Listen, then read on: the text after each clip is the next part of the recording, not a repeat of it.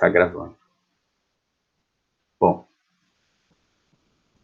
não sei se está apresentando, porque não vou apresentar agora a tela inteira.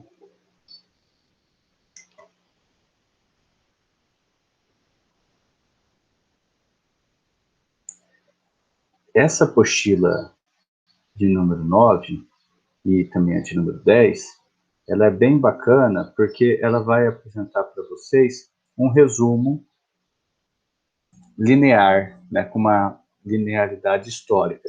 Então, durante todo o curso, nós vimos temáticas da filosofia com diferentes filósofos. E agora essa é uma abordagem mais tradicional dos livros didáticos, que é uma história da filosofia, balanço geral das principais questões filosóficas através do tempo, né?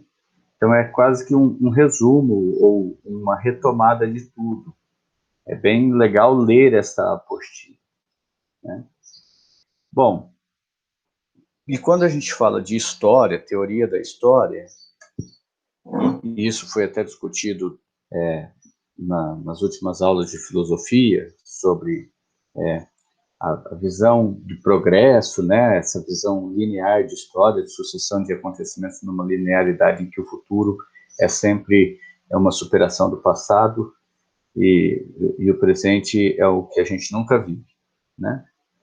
Então, essa visão de linearidade histórica, ela é sempre feita assim: quais são as instituições que continuaram e quais são as instituições que se romperam.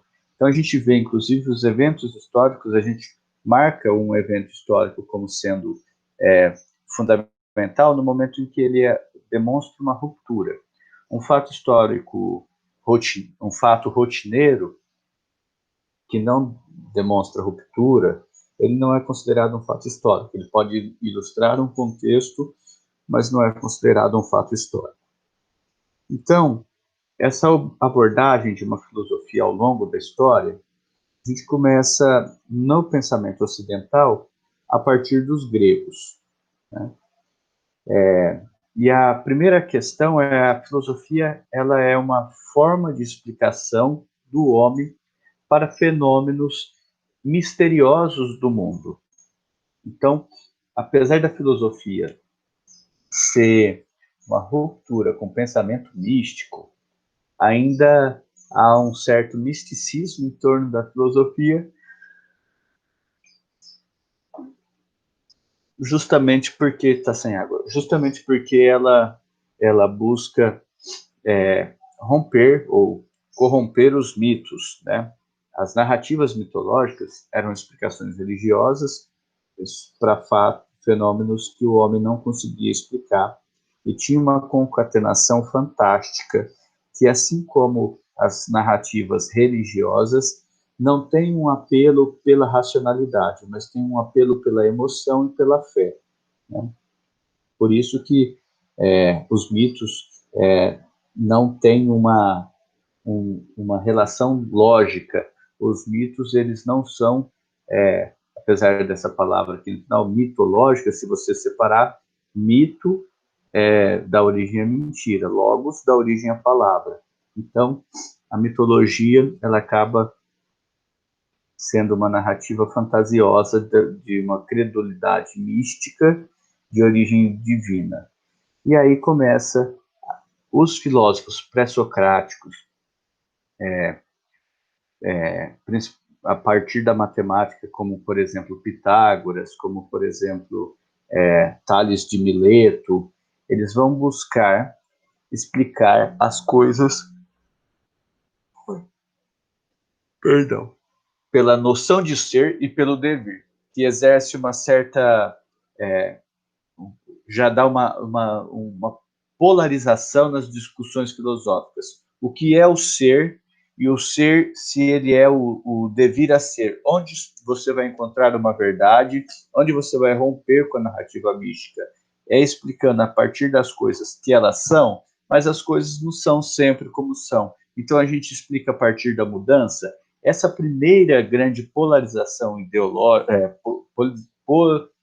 polarização na explicação filosófica, nós encontramos em Parmênides de Eleia, que acredita que a resposta das coisas pode ser encontrada no ser uno, eterno e indivisível. E, por outro lado, nós temos o Heráclito de Éfeso, que diz que não, que as coisas, a verdade está naquilo que modifica-se. Então, aquela historinha do rio, nenhum homem banha-se 2 vezes na água do mesmo rio, porque o homem nunca é o mesmo, a água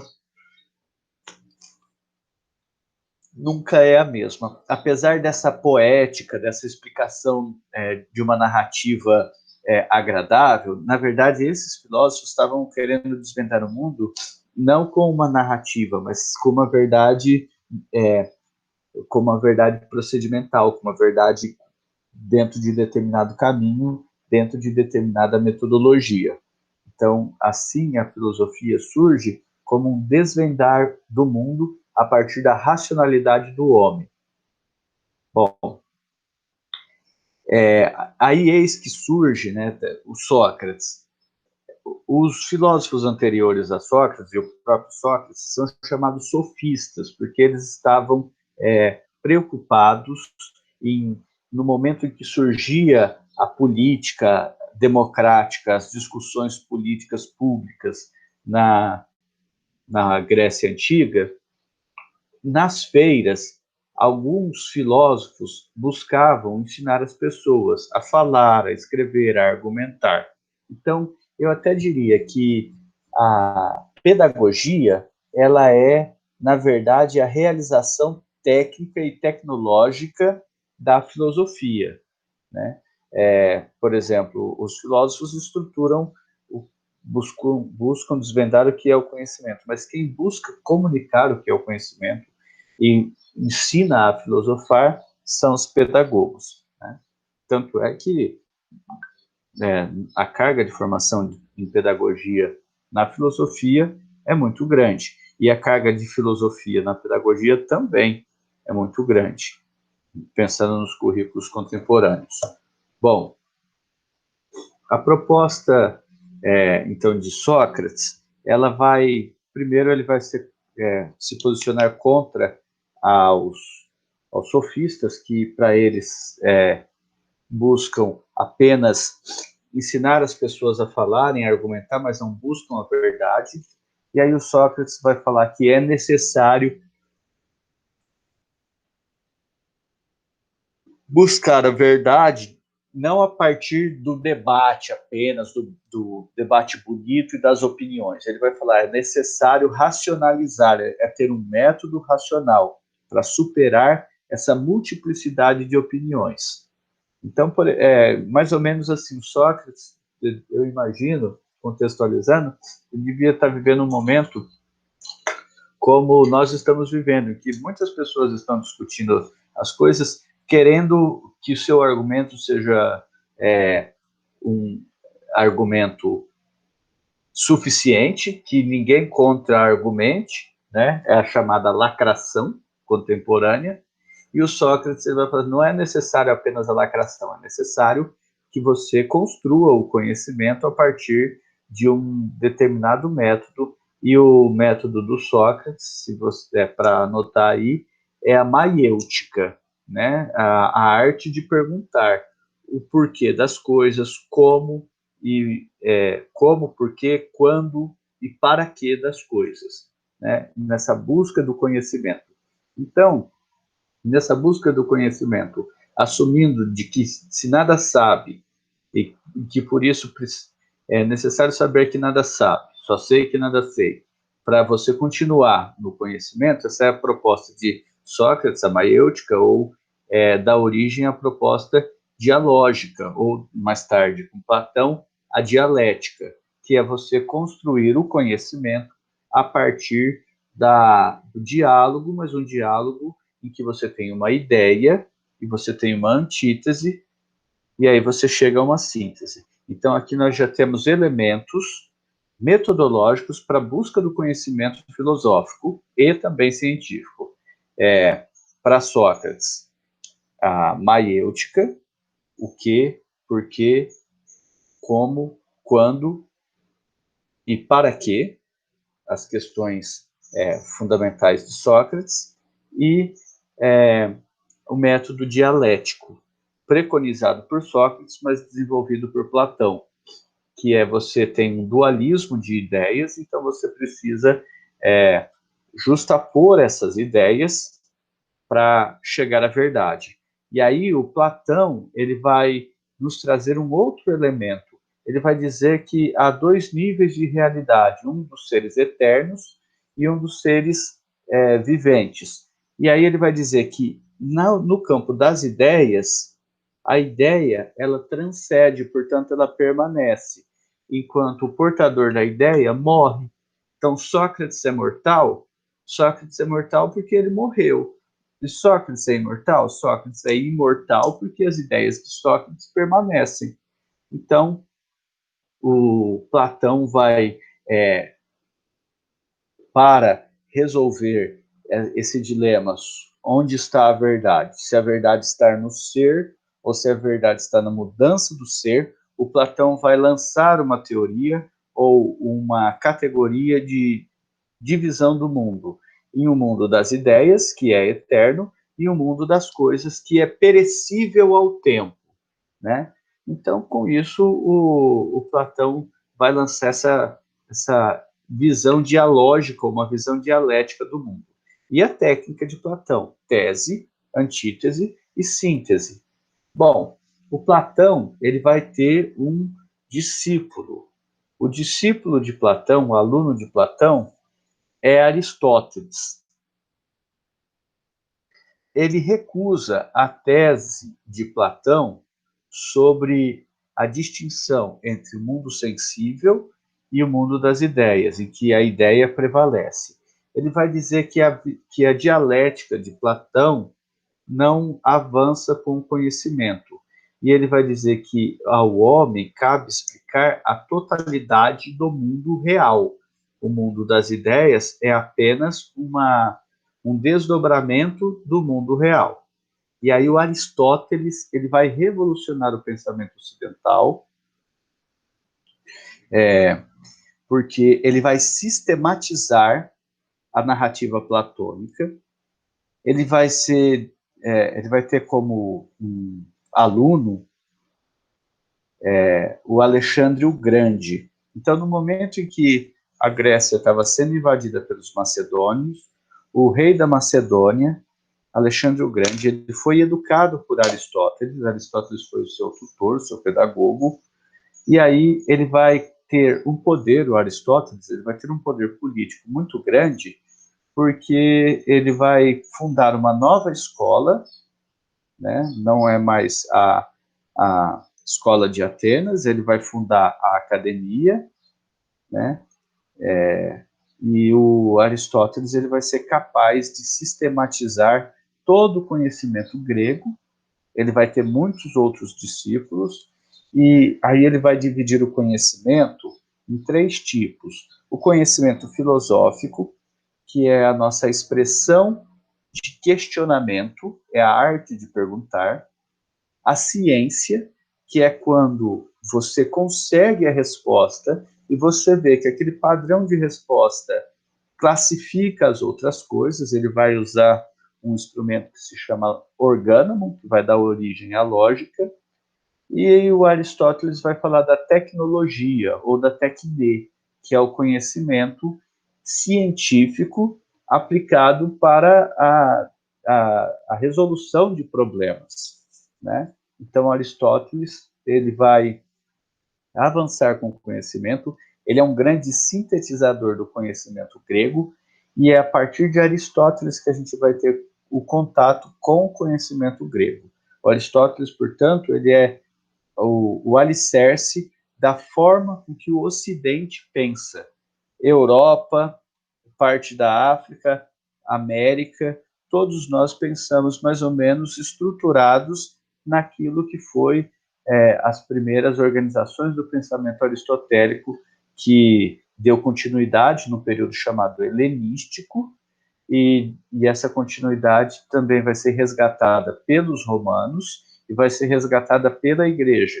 Então, o pensamento aristotélico é muito importante. Quando a gente está na faculdade, chega na faculdade, a gente estuda muito pensamento aristotélico, porque é a maneira de pensar dos homens. O Aristóteles ele fundou a alquimia, que deu origem à química, a biologia, na verdade era botânica e anatomia, mas ele deu origem à biologia, à química, à astronomia, à ciência política, as discussões sobre ética e a lógica, que não é uma nova ciência, mas é um instrumento matemático de averiguação da verdade. E também ele avançou bastante com o conhecimento sobre aritmética, né? Então, o Aristóteles, ou não ele pessoalmente, talvez, né? Não se sabe, nós temos ele contato com 160 livros que ele escreveu, chegou até hoje, mas, de qualquer maneira, o pensamento aristotélico é a que dá a base para ciências modernas, tá? Para ciências contemporâneas, perdão, o termo moderno não uso, porque aí dá uma confusão histórica. As filosofias de Platão e Aristóteles recuperam as discussões cosmológicas da origem do mundo e aprofundam o debate metafísico e ontológico, ou seja, as discussões sobre o que é o ser, qual é a razão do ser, e consolidam a primazia do ser humano como tema da filosofia. Não é mais, por exemplo, como sofistas, Tales de Mileto, o da água, esqueci o nome dele agora, Tales de Mileto, Pitágoras e que diz que tudo vem da água. Tarará, daqui a pouco eu lembro o nome dele. Não é Abdera, tá me vendo Abdera, mas não é Abdera. De qualquer maneira, esse pensamento dos gregos, eles vão dos sofistas que eram para desvendar o mundo, agora com Platão e Aristóteles, não é apenas desvendar o mundo, mas é desvendar o homem, tá? Bom, e aí começam umas discussões do período helenístico, que é o período posterior ao domínio do Alexandre o Grande, e há algumas discussões, depois eu montei um slide mais profundo, juntei um slide antigo que eu tinha, para falar desses períodos, lembrando de alguns filósofos, né? Então, na Grécia Antiga, começa uma cisão de discussões. O cinismo, que é você, no período helenístico, você abandonar suas coisas, viver como um cão, cinismo. O epicurismo, que é você buscar a felicidade e o prazer acima de tudo, e dominando o prazer. O estoicismo, que é você seguir as regras para que você atinja a felicidade e a plenitude humana. E o ceticismo, que é para você chegar à verdade, é necessário você duvidar das coisas, você duvidar de tudo. Bom, além disso, além dessas correntes filosóficas, o pensamento ocidental ele é influenciado por uma abordagem religiosa. Durante a Idade Média, o pensamento ocidental ele passa por um filtro da Igreja Católica. E aí a gente tem que entender o cristianismo como um elemento novo no pensamento ocidental. Não através da própria figura do Cristo, mas através de um filósofo do cristianismo, que é o Paulo de Tarso, ou São Paulo, que dá conta do primitivismo cristão. E ele propõe o Novo Testamento, tem lá a carta de Paulo aos Coríntios, tem uma outra parte do Evangelho segundo Paulo, agora eu não me lembro, porque eu não sou muito religioso, mas o pensamento cristão, a partir do apóstolo Paulo, ele vai trazer alguns elementos para o pensamento ocidental, que é a ideia de amor, que existe um amor sublime, que existe um Deus só, e que existe um amor sublime. Esse próprio Deus e o amor se confundem. O amor é a força vital da vida, o amor é aquilo que supera tudo, né? Tem até a passagem que foi musicada, o amor é só o amor que reconhece o que é verdade. O amor é fogo que arde sem se ver, é ferida que dói e não se sente, é o não contentar-se de contente. E aí essa ideia do apóstolo Paulo, esse trecho bíblico, vai trazer uma novidade, que é a ideia de uma redenção pelo amor. E essa ideia de redenção pelo amor, um amor sublime, um amor de Cristo, um amor divino, vai ser um elemento novo no pensamento ocidental, porque vai trazer, além da ideia do amor, a ideia da redenção. E aí, isso vai perturbar o pensamento ocidental. Por exemplo, muitas vezes o amor vai ser encarado como uma retórica autoritária e falsa. Em outros momentos, o amor vai ser encarado como, de fato, para os existencialistas, a realização plena da vida. Tá? Então, até aqui nós temos Platão, Sócrates, que nos ensina a perguntar, Platão, que fala para a gente escutar os amiguinhos, Aristóteles, que vai dizer que é necessário estudar, e o pensamento cristão, que vai dizer que existe uma salvação pela emoção, pelo amor.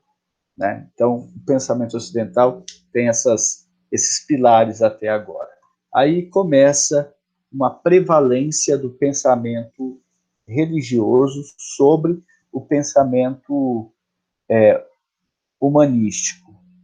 Então, há na Idade Média um deslocamento do centro do saber, não mais antropocêntrico, como era na Grécia Antiga, e sim a submissão do saber à fé, um saber teocêntrico. Porque se há um mistério, se há algo que você não consegue explicar, apele para a fé. Eis o mistério da fé que une e anima a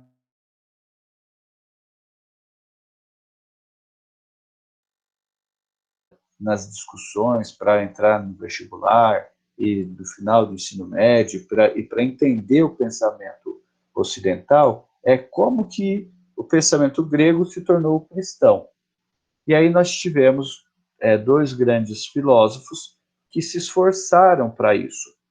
Santo Agostinho, ou Agostinho de Hipona, de um primitivismo, de uma primeira fase, ele vai pegar o pensamento platônico e vai cristianizar, vai falar assim, olha, no cristianismo também é assim, ou no cristianismo é assim, mas ele dá meio que um Ctrl+C, Ctrl+V no pensamento platônico. Inclusive a ideia que nós temos de céu, o livro do Agostinho se chama Cidade de Deus, e aí tem a Cidade dos Homens, é muito parecido com o pensamento do Platão sobre os reis filósofos. Nos reis filósofos, o Platão usa uma hierarquia de saber, os soldados, os homens sábios e, por fim, os filósofos têm as chaves para a cidade ideal, né? Para a república, para a cidade ideal. O Santo Agostinho vai dar um Ctrl+C, Ctrl+V e vai falar, existe a cidade dos homens e a cidade de Deus, e a cidade de Deus é guardada pelos sacerdotes, pela Santa Igreja Católica. E a própria ideia de ideia, olha que coisa difícil de dizer, ideia de ideia, a própria visão de mundo em que você tem um plano de ideias que é eterno, vai ser algo, e um plano dos homens que é perecível, vai nos dar essa noção que a gente tem hoje de céu e inferno, do mundo do céu ou do paraíso eterno, para onde Cristo ressuscitou, e aqui, onde miseravelmente vivemos, na busca de um dia chegar ao mundo eterno. O que Santo Agostinho vai dizer é que para chegar no mundo eterno é necessário buscar a Deus, né? O Santo Agostinho ele vai colocar a ciência, a fé acima da ciência. Se você tem dúvida em relação se a sua ciência, se o seu conhecimento coloca dúvida sobre a sua fé, esqueça a sua ciência. E aí tem o Tomás de Aquino, que faz um esforço talvez até maior que Santo Agostinho, que é aplicar dialética, aplicar lógica ao pensamento cristão. Só que aí ele vai fazer dentro de alguns dogmas. Só a verdade, onde está a verdade?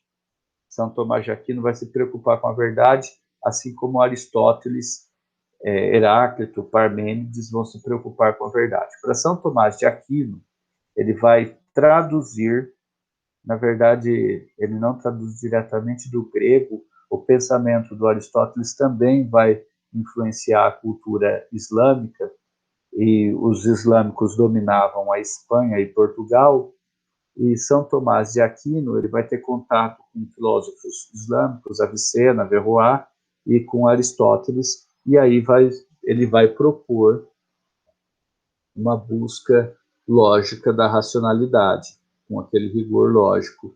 E aí o Tomás de Aquino traz o Aristóteles para o pensamento religioso, para o pensamento cristão. Tanto é que São Tomás de Aquino ele não vai ser apenas considerado um santo, ele vai ganhar 2 títulos: Santo Douto da Igreja, o Santo Doutor da Igreja, né?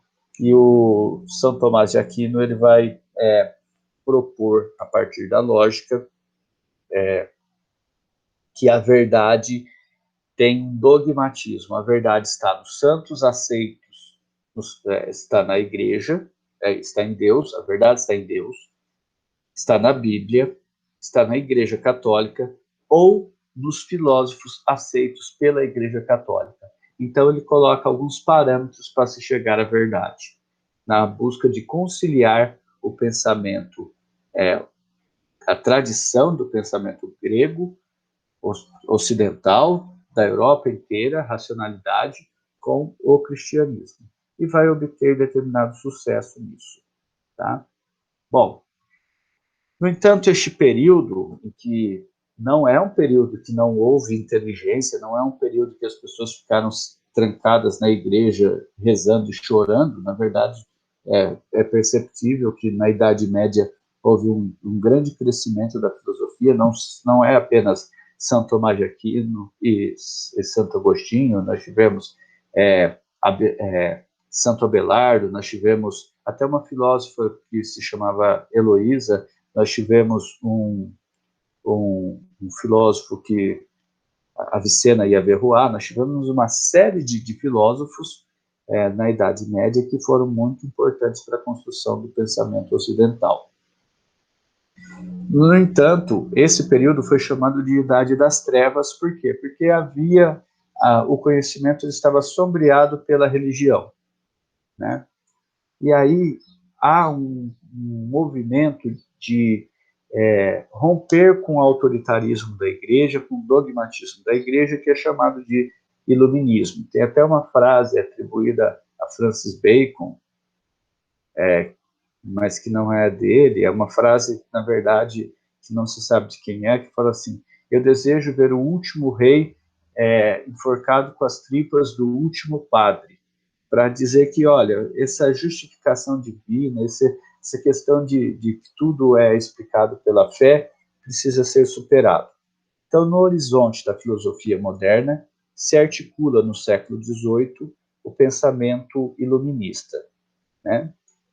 Que são validados pela autonomia do homem em romper com o teocentrismo, colocar a verdade como antropocêntrica, a busca do próprio homem, e romper com os preconceitos e com o autoritarismo. Assim, o pensamento filosófico iluminista, ele contribui muito para o pensamento científico e ele mantém essa ideia de progresso da humanidade, ou seja, o iluminismo, o conhecimento científico, ele se sobrepõe ao conhecimento religioso, ok? Bom, aí começa do movimento científico, né, iluminista, Robespierre, oh meu Deus, Robespierre é personagem da Revolução Francesa. Eu pensei Rousseau e falei Robespierre. Rousseau, René Descartes, Hobbes, John Locke. Então, esses filósofos, que são filósofos iluministas, e com exceção do Rousseau, que é de um socialismo utópico, os outros são liberais, porque eles tentam superar o absolutismo. Mas antes deles teve também o racionalismo político do Nicolau Maquiavel.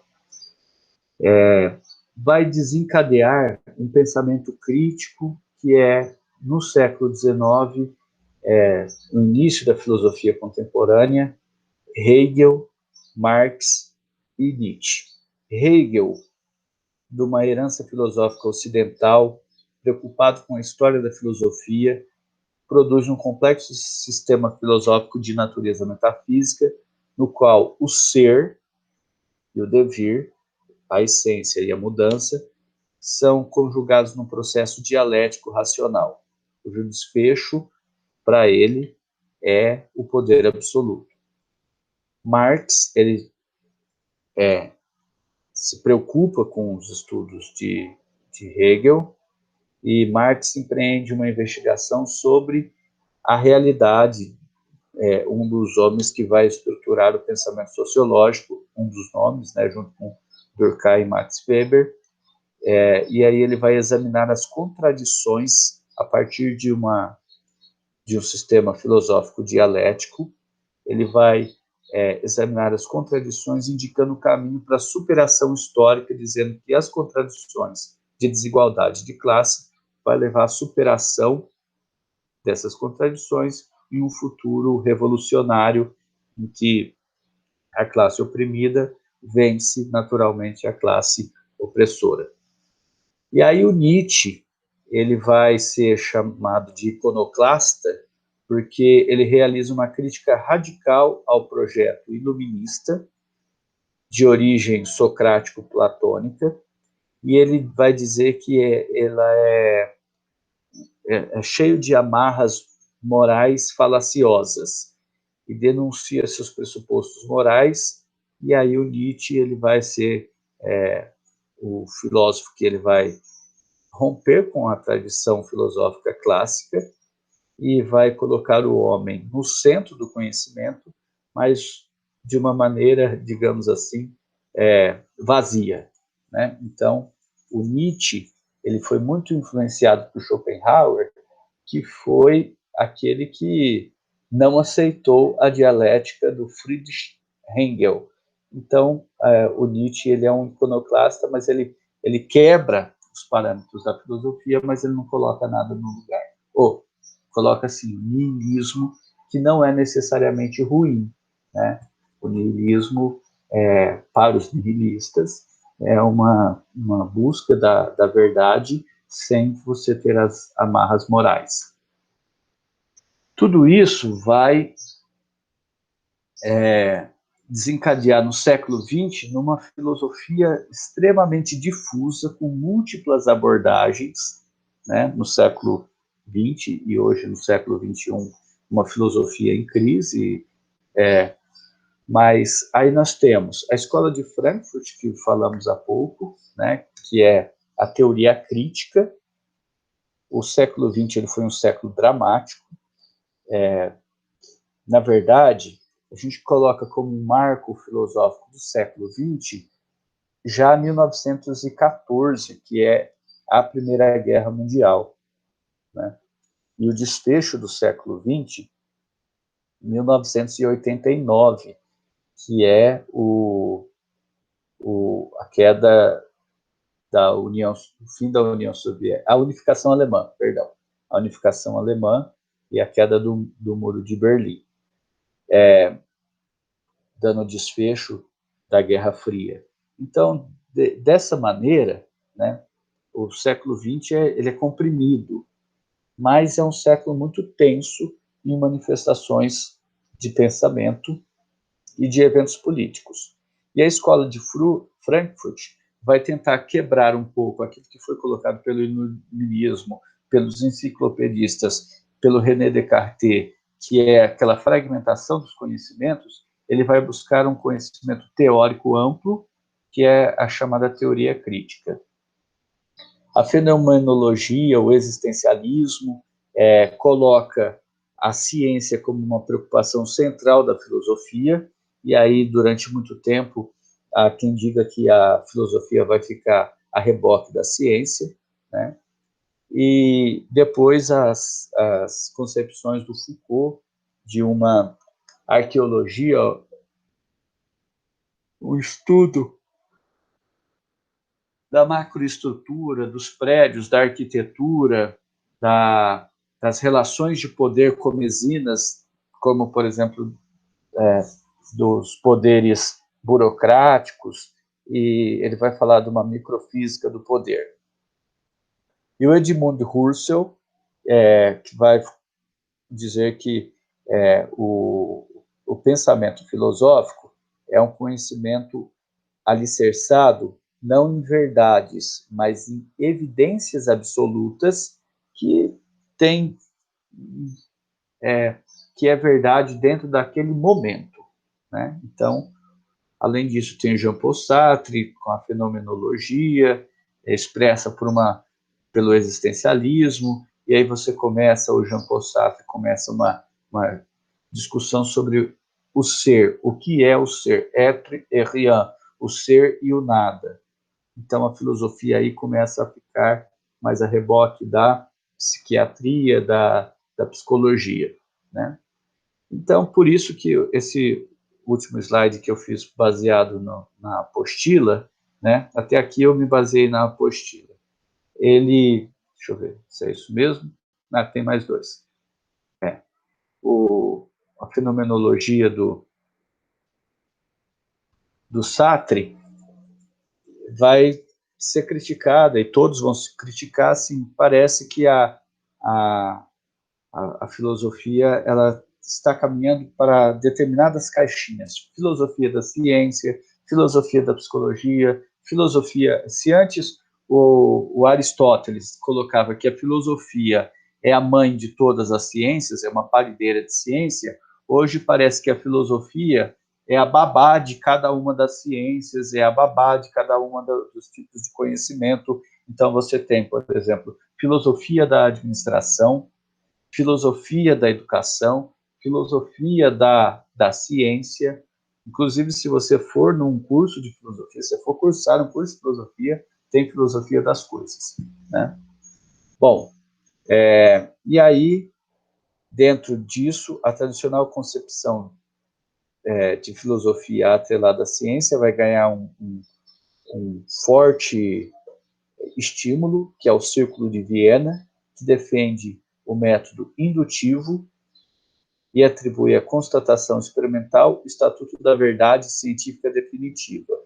O que é método indutivo? Então, é a parte da filosofia que a gente chama de lógica. A verificação da verdade não é apenas pela dedução. Você verifica a verdade pelas informações que você tem. Você pode adiantar a informação a partir de projeções de indução. Você estabelece um padrão e adianta o pensamento. E aí o Karl Popper, que rejeita a escola de Viena, propondo demonstrar a falsidade de uma hipótese que deve ser provisoriamente aceita como explicação falsa sobre a realidade, né? Então, o Karl Popper e essa revolução científica em que a filosofia ela fica muito atrelada à verificação matemática das coisas, que é o estágio que nós estamos da filosofia. Há uma prevalência das discussões filosóficas nesse sentido de normatizar, de você, por exemplo, em Rio Preto, na Faculdade de Medicina lá de Rio Preto, tem um estudo amplo sobre a teoria do caos, porque tem alguns elementos que você não consegue explicar na padronização da doença, na padronização do câncer, por exemplo. Então, a teoria do caos ela é bastante utilizada, Karl Popper, Thomas Kuhn, tá, para explicar os fenômenos. A escola de Frankfurt é um marco também importante para você estudar comunicação de massa, internet, redes sociais, né, instrumentaliza, implicando a neutralização da subjetividade humana, nega a autonomia do ser na busca da verdade, aquela discussão, o que é a verdade, se está no ser, ou se está na mudança do ser. E a escola de Frankfurt, ela não vai ser assim como Nietzsche, apenas iconoclasta. Ela vai dizer que a filosofia precisa tomar uma posição mais humilde e, como todas as ciências, deve tomar uma posição mais humilde de perguntar o porquê estou fazendo isso, que é a base da teoria crítica. O Foucault, que é chamado por alguns de pós-estruturalistas, outros de pós-modernistas, na apostila de vocês aparece como arqueologista, né? O Foucault ele rejeita esses rótulos de pós-estruturalista e seu pensamento é muito influente hoje.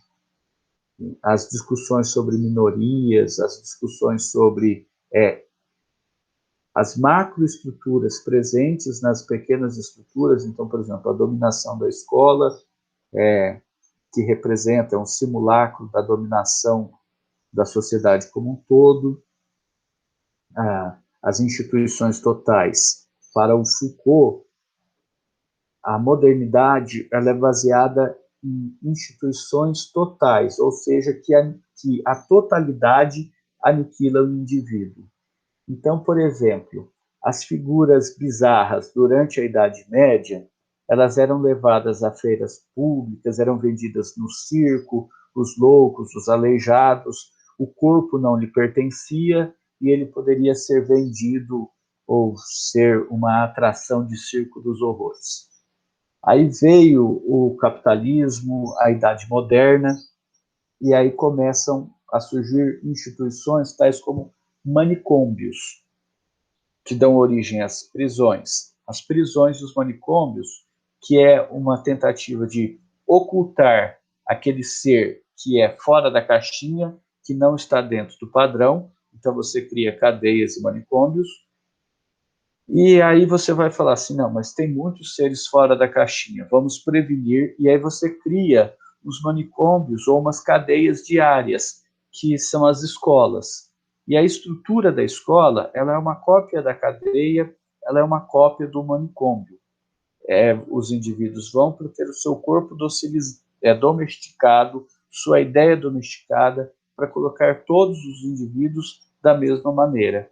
E aí ele vai olhar as outras estruturas da sociedade, a fábrica, a empresa, o trabalho, o comércio, e vai dizer que todas essas instituições tentam domesticar o corpo, docilizar as almas e copiar a escola, que é um instrumento grande de dominação.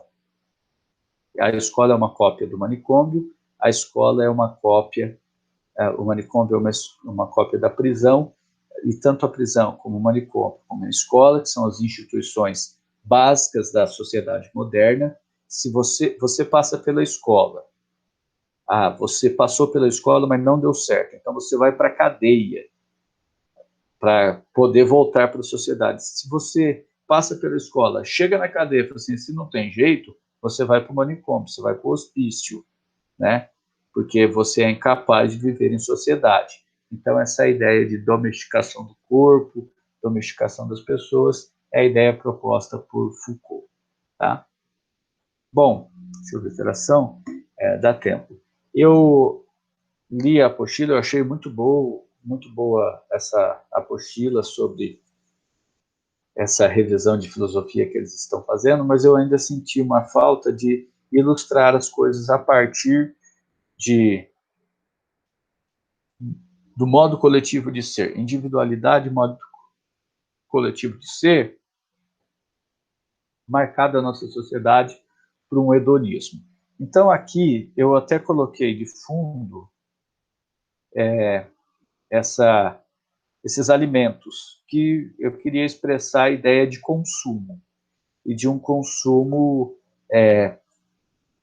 padronizado. No final das contas, tudo é comida, e comendo tudo isso, amanhã tudo se torna a mesma coisa, um dia depois, como diria Rita Lee, né? Aquela música, junto com a Rita Lee e o Moacir Franco, tem uma música juntos que fala assim, um dia depois, não me vire as costas, tirando nós dois, tudo vira bosta. Né? Mas é essa ideia de que essa glamorização até de uma coisa básica, que é o alimento, né? Então você tem aqui o arroz chique, o arroz negro, que é mais chique ainda, soja, isso daqui, eu adoro isso daqui, esqueci o nome, desse alimento aqui, mas eu gosto muito de salada disso daqui. Inclusive são alimentos que eu como com frequência, eu gosto muito disso daqui, desses alimentos. Arroz negro, arroz agulhinha, arroz parabolizado, soja, feijão preto, gergelim, e esses dois aqui eu esqueci o nome, mas custa caro pra caramba, eu como só uma vez por ano, né? Apesar de gostar bastante. Como eu não como carne, eu costumo comer essas coisas, porque tem bastante proteína. Exceto a soja, porque eu não como carne por questões ecológicas, e eu não vou comer soja por questões ecológicas. Bom, de uma certa maneira, essa ideia de consumo. A expressão do nosso ser hoje está ligado muito ao consumo e à busca de uma felicidade ou de uma satisfação pelo consumo. Como é que começa isso, né? Então vamos pensar aqui, depois da Grécia Antiga, na Grécia Antiga e na Roma, né? Pós-Grécia Antiga e Roma, essa ideia mística do Éden, do prazer. Então, aqui é um hedonismo, é uma pintura, que é uma festa do Baco, este é o deus Baco. Houve uma censura aqui nessa pintura, colocaram uma almofada, né? Aqui tem um sátiro, aqui tem o Baco. Era uma festa grega, né? Muita comida, muita bebida, aqui está Mercúrio, né? Fumando um cigarrinho, e as pessoas aqui vivendo um bacanal, né? Um bacanal. Eu só não sei muito bem o porquê, eu fico imaginando, toda vez que eu olho essa pintura, o que será que tinha aqui que na Idade Moderna, na Idade Média, pintaram sobre para dar uma censurada aqui. Eu fico imaginando em que ele estava sentado, né? Parece que é a cabeça de uma pessoa, sei lá. Mas isso é uma festa do Baco. É a busca de um prazer, você vivenciar o prazer. Você deve vivenciar o prazer para atingir a felicidade. Então, o hedonismo, prazer e vontade, é uma doutrina filosófico-moral que afirma que o prazer é o bem supremo. Cirene, no ano 435 a.C., diz que um prazer longo, durável e intenso que sobreponha a dor é a felicidade. Aí no século XVIII, no século XIX, Stuart Mill, que é um filósofo iluminista, pai de uma corrente filosófica chamada utilitarismo, muito utilizada para a construção moral, documenta muito bem a construção moral dos Estados Unidos e dos Estados modernos democráticos e que deram certo, liberais modernos, né? O utilitarismo é o prazer. Para o utilitarismo, o prazer deve ter uma natureza coletiva, isto é, pregam a busca da felicidade de um grupo e não apenas de um indivíduo. Você mede a felicidade a partir de uma mensuração coletiva.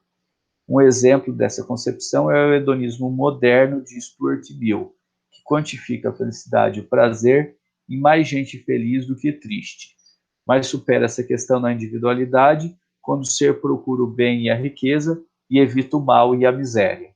Então, como que você chega à felicidade? Evitando ser miserável e evitando agir mal e cometer o mal. E onde você vai encontrar a felicidade? Onde tiver mais gente feliz. Essa é uma visão hedonista. Aí a visão epicurista, né? Pós também pensamento grego. No epicurismo, o sistema filosófico que prega a procura dos prazeres moderados a partir de um estado de tranquilidade e libertação do medo e ausência do sofrimento. Epicuro, ele viveu no século IV e seguido por outros filósofos chamados epicuristas, também conhecido como filósofos do jardim. Essa escola consistia na busca da felicidade através de amigos, né? A pessoa se torna feliz se ela controla os seus desejos e o seu medo, mas não é assim a realização do desejo. Na verdade, você tem que buscar um desejo equilibrado, um desejo, a realização do seu desejo não vai causar sofrimento amanhã. Então ele vai dizer que a felicidade é uma vida tranquila. Então, almas sem grandeza almas sem grandezas tornam-se arrogantes com sucesso, sentem-se humilhadas com infortúnio, é uma ideia do Epicuro, né? Então, haverá infortúnios na sua vida e você não pode jogar ou ostentar o seu sucesso, você tem que ser mais tranquilo para buscar a felicidade, né? O filósofo acreditava que o bem maior era a procura dos prazeres moderados, a fim de atingir um estado de tranquilidade ou ataraxia, ou seja, um sentimento estável de viver sem medo e sem sobressaltos, assim como a ausência de sofrimento corporal, conhecido como aponia. Você não tem dor, então você se sente feliz, né? Por meio do conhecimento do funcionamento do mundo, da consciência e do freio do desejo. A combinação desses dois estados, o controle das emoções e o controle do corpo, é a forma de atingir a felicidade. Bom, e o pirronismo? O pirronismo vai trazer a ideia, o ceticismo pirrônico, registrada no século III, por Pirro de Elis, é a ideia de pirar mesmo, de você precisa se afastar das suas amarras para buscar a felicidade, né? O pirronismo tornou-se influente alguns séculos, desde o surgimento moderno da visão científica. E aí, o que o pirronismo faz? É necessário você livrar-se dos seus preconceitos para buscar a felicidade. E o pirronismo ele vai influenciar pela sua vertente científica, dizendo que nada pode ser conhecido, nem mesmo isto. Então, é impossível você conhecer as coisas e, ao invés de você querer conhecer as coisas, você tem que partir sempre de uma maneira nova em busca do conhecimento. Então, por exemplo, ele diz o seguinte: ao invés de descrer em Deus, poderes psíquicos, é melhor mantê-los, né, manter uma descrença ativa, né? Baseado na falta de evidência, os pirrônicos reconhecem que não podemos estar certo da evidência e portanto, nós podemos esperar sempre uma evidência nova, né? Então, a novidade pode vir e é necessário suspender as amarras morais. Tá? Os estoicos, fundado por Zenão de Cício, ele vai ser contrário a essa ideia de suspensão do juízo. O estoicismo, ele vai dizer, ele influencia muito o cristianismo, porque o estoicismo vai dizer que o homem sábio é que vai conseguir atingir a felicidade com uma aceitação resignada do seu destino. Olha só, a aceitação resignada do seu destino vai ser bastante presente no pensamento cristão. E você não deve se entregar às paixões exageradas. Então, aceitar as coisas como são e não se entregar às paixões, para isso é a felicidade, dizer não. A nossa vida é aquilo que os nossos pensamentos fizeram dela. O estoicismo, Marco Aurélio vai ser político em Roma, né, rei de Roma, né, e aí ele vai influenciar o estoicismo, é você obedecer às leis. Ele vai chamar de calma estoica. Tá? O cinismo, aqui tem a figura do Diógenes, que nasceu em Sinope, mas foi em Atenas que ele teve destaque, ele teve contato com Alexandre o Grande, e ele vai dizer que os homens deveriam se aproximar dos cães, deveriam viver como os cães, que os cães são felizes, os homens não são felizes. Então, viver num barril, sem temer as coisas, né? E aí o cinismo do Zenão, ele vai dizer que o homem deveria voltar à natureza, e aí ele vai ser mais feliz. O personagem do Chaves, até esse chapeuzinho com orelhinhas de cachorro, morar num barril, não ter um nome, não ter um passado, viver de uma certa maneira todo dia num eterno retorno, viver como um cão, né? É bastante influenciado pelo retrato, o pensamento do cínico de Diógenes. O escritor do Chaves, ele era um literato, ele estudava muito literatura, e o Chaves, ele é inspirado no pensamento do Diógenes, e o enredo do Chaves é inspirado no pensamento do humanista italiano Dante Alighieri. A Vila do Chaves seria como se fosse o purgatório. As pessoas estão ali representando os pecados capitais. O Chaves é o demônio, né, que significa em grego o eudômina, aquele que domina, né? O demônio em grego tem dois tipos de demônio. Todo mundo recebe um demônio particular. Aí tem o demônio trapalhão, né, que faz um inferno na sua vida. Se você recebe um demônio desse, você não vai ser feliz. E tem o demônio eudômina bom, que é aquele que tudo que ele faz favorece você. Então o Chaves é um eudômina, e aí os outros são os pecados capitais. O seu Madruga é a preguiça, que está sempre condenado a trabalhar. O seu Barriga é a avareza, sempre condenado a buscar dinheiro, cobrar aluguel, mas ele é sempre o que gasta. A Dona Florinda e o Professor Girafales é a luxúria, a vontade de fazer sexo, mas sempre tendo que se controlar tomando cafezinho quente. O Kiko é a inveja, né? E a gula também é o seu Barriga. E, enfim, são os pecados capitais, que eu não me lembro agora quais são todos os pecados capitais. A ira é a Chiquinha, né?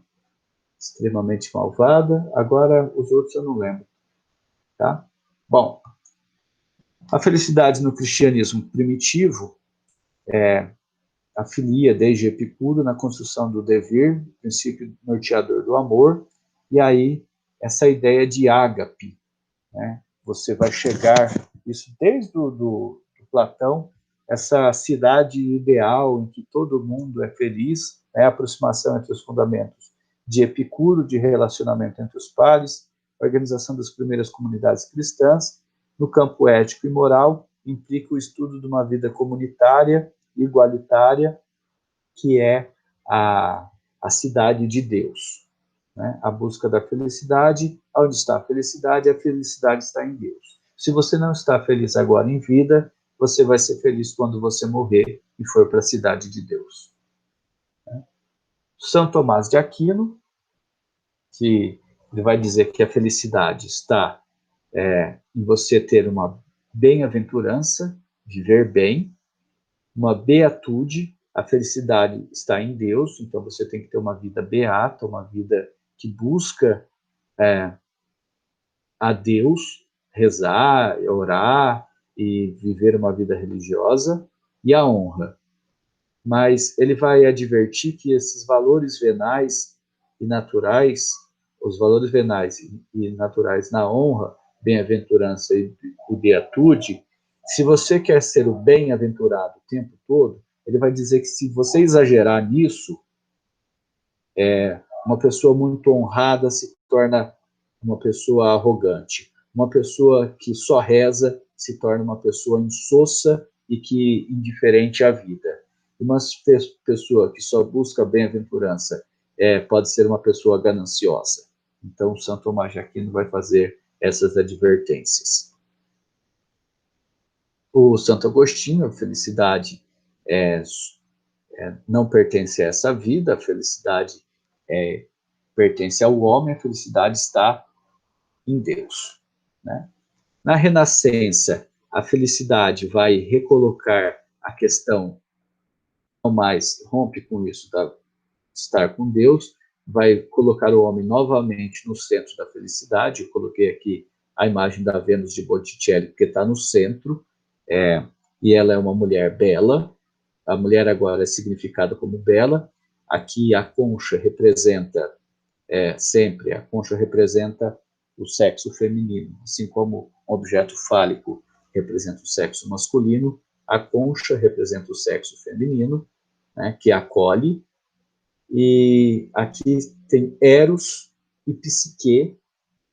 Eros o prazer erótico, e a Psique soprando vida na mulher, na Vênus, e uma mulher traz uma veste, um ornamento humano, né? Então, dos deuses e dos homens, né, você busca a felicidade através da arte, que pertence ao homem, do conhecimento e de viver a vida. Então, os deuses devolvem aos homens, Eros e Psique, devolvem ao homem a busca da felicidade. É o pensamento renascido da filosofia moderna, né? Na Idade Moderna, aí começa uma discussão sobre a felicidade. John Locke, século 17 e 18, a felicidade como um prazer duradouro. O Kant, na sua obra Crítica à Razão Prática, ele vai dizer que a felicidade é a condição do ser racional no mundo, que o homem só é feliz se ele tiver consciência do ser. E aí começa o Schopenhauer, eu repeti aqui. Quanto mais elevado o espírito, mais ele sofre, que, como diria Chitãozinho Chororó, o sinônimo de amar é sofrer, né? Então a felicidade não nos pertence. Aquilo que se conhece como felicidade seria apenas a interrupção temporária da infelicidade e somente um livramento do sofrimento, porque o homem sofre e sofrer deve fazer parte da sua vida. Não busque a felicidade. Evite o sofrimento, que já está de bom tamanho. Né? E a felicidade contemporânea, aí você tem o Marx, que vai dizer que a felicidade é uma imposição ideológica da classe burguesa, Então, você tem inculcações sobre felicidade para dominar o homem, né? O Freud vai dizer que, no livro Mal-Estar da Civilização, a felicidade é impossível de ser atingida, né? Nós não temos como atingir a felicidade, que a busca do homem é um mal-estar, né? A nossa civilização é a grande parte responsável pela nossa desgraça. Seríamos muito mais felizes se abandonássemos e retornássemos à nossa condição primitiva. E ele vai dizer que a felicidade é misteriosa, assim como o inconsciente e o estabelecimento de tabus, né? Então, somos seres sensíveis, temos sensibilidade motora e prazer e instinto sexual, instinto de sobrevivência, e para viver em sociedade, a gente vai freando os nossos instintos sexuais e de sobrevivência, e aí a felicidade é quando você consegue colocar o seu instinto sexual e o seu instinto de sobrevivência de uma certa maneira que a civilização aceita, né? E aí ele vai dizer que tem muita gente que é infeliz porque no seu inconsciente o seu prazer sexual é colocado em um lugar em que ele não pode realizar. E o seu prazer de sobrevivência, seu instinto de sobrevivência também, né? Por fim, o Nietzsche vai dizer que o homem deveria superar a moral, e que o homem deveria... Eu adoro essa charge essas histórias em quadrinhos aqui, humor ateu, né? Deus tem um cara querendo falar com você. Aí o Nietzsche aponta para Deus, dizendo você está morto, e Deus aponta para o Nietzsche, dizendo que você está morto, então o homem precisa liberar das suas amarras morais para ser feliz, né? E na pós-modernidade, depois que veio Freud, Karl Marx e Nietzsche, né, a ideia de felicidade é um questionamento da razão ocidental e é uma ideia que a gente não consegue chegar, né? Então, Paul Ricoeur, ele vai dizer que vai chamar o Nietzsche, o Freud e o Karl Marx de mestres da suspeita, e a felicidade, né, talvez por isso tanta gente infeliz e tanta indústria da infelicidade, né? A felicidade hoje ela foi deslocada de tal maneira que a felicidade hoje está muito associada ao consumo e não à realização das coisas, né? Bom, então é isso. Eu tentei falar, esse era o slide que estava lá no começo, eu coloquei no fim sem querer, né? Opa. Eu tentei com isso contemplar a a apostila que está explicando a aula numa linearidade. Ixi, meu Deus, meu computador deu tela azul. Você está me vendo ainda, Lorena?